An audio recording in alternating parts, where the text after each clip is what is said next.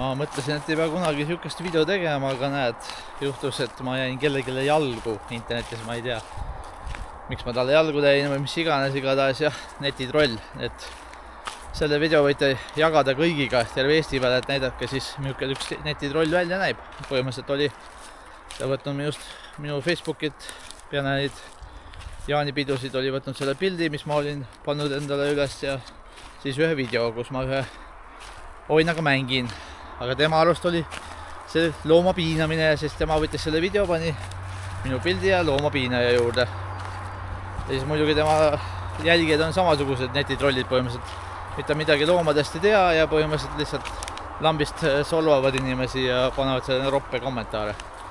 Mõtlesin sama aja, siis ma võtan siis ja otsin ta üles ja panen ta pildid üles igale poole. TikTokis ta igatahes peidab oma nägu suusamaski taha ilusti. Mõtleb, et keegi siis ei tea, kes ta on. Facebookid on pildid üles jätud sama nimega põhimõtteliselt Facebookis.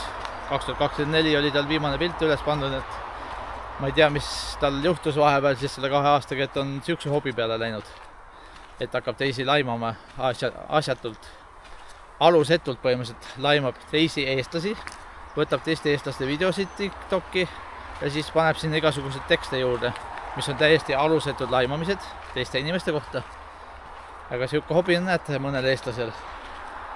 Ja siis palun väga, siis nüüd näeb terve Eesti siis milline see netitroll välja näeb, kes teisi laimab muudkui alusetult.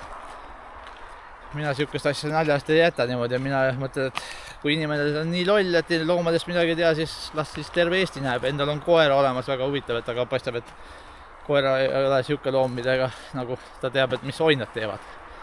Põhimõtteliselt ta oinast sai väiksest saati lutipudelist toidetud, oli nagu koerane, jooksis meil hoovi peal ringi ja kaasa kogu aeg ja vahepeal tuli puksimissisu ja siis ma vahepeal puksisin ja siis ma tegingi selle video selle oinaga.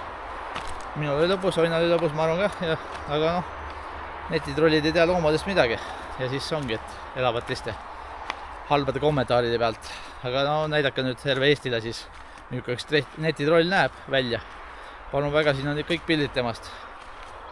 Head päeva kõigile!